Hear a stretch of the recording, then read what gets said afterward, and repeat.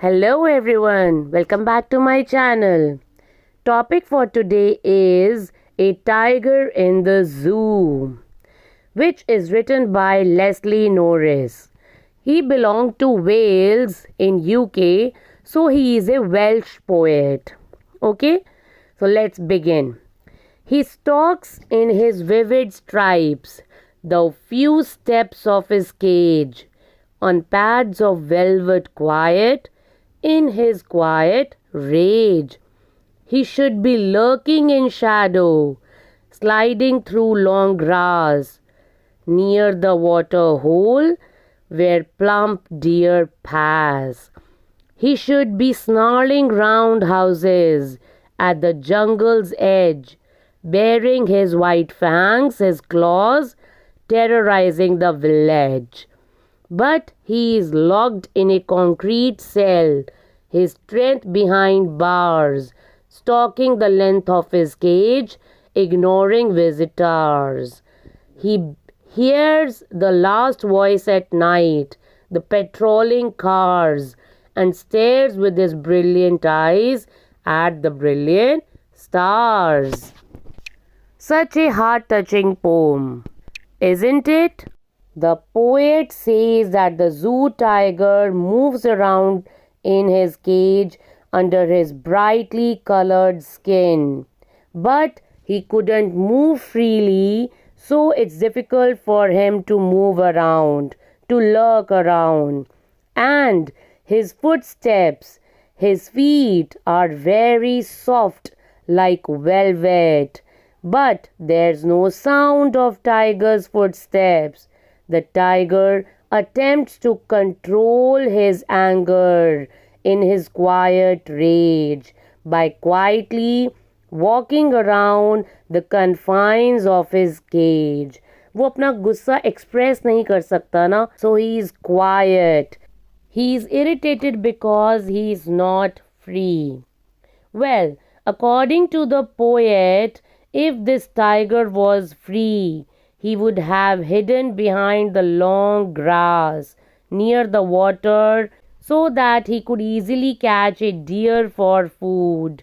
Essentially, poet is saying that tiger's natural life is to live in the jungle where he could catch the prey and eat it, whereas the tiger in the cage cannot. If it was free, it would have snarled round the houses like warning sounds. He would have given warning sounds around the houses on the outskirts of forest. With his sharp teeth and claws, he would terrorize people. The people living in villages would be terrified. But unfortunately, he is in the zoo. The poet has arrived at the reality. He says that tiger is imprisoned in the strong cell made of strong building material. And the tiger, his ferocity is also caged. He just stalks around in the cage. वो बाहर नहीं जा सकता because his power is limited.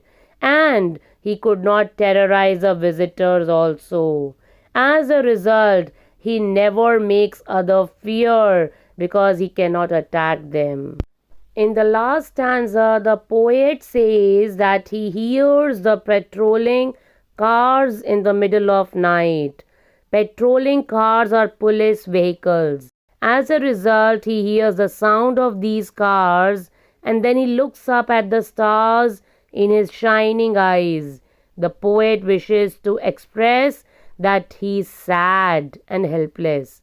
He is confined in the cage, and as a result, he could only stare at the stars in the night, attempts to divert his thoughts to them. Here, the poet conveys a special message that wild animals wish to be in their natural habitat. Such realistic and painful poem. Now, poetic devices. Here in this poem, the tiger is personified. And children, the poetic device is personification because tiger is referred as he. Tiger's paws are compared with velvet. So, come on, tell me. Yes, it's metaphor. Now, next one, the easiest one. Alliteration is present in behind bars and he hairs. Good. Now, the next one is as easy as alliteration. The sentences are continuing to next line, sliding through deer pass, so it's enjambment. Well, in his fangs, his claws, stalks, stripes, here the consonant sounds are repeating, so it's consonance or another form of alliteration. In his vivid stripes, should lurk around houses. So here the vowel sounds are repeating, hence it's assonance. The poem is consisting of 5 stanzas, each made of 4 lines, and you can see at the end of each line, figure it out, rhyme scheme is ABCB. Well, the poem has 2 distinct settings. In the first setting, the tiger is in the zoo, while in the second one, he is in the natural habitat. So, the poet represents contrast, and the whole poem, as I said, is personified in the name of tiger. That's all for the day. Meet you in the next video. I hope you liked it and understood it well. God bless all.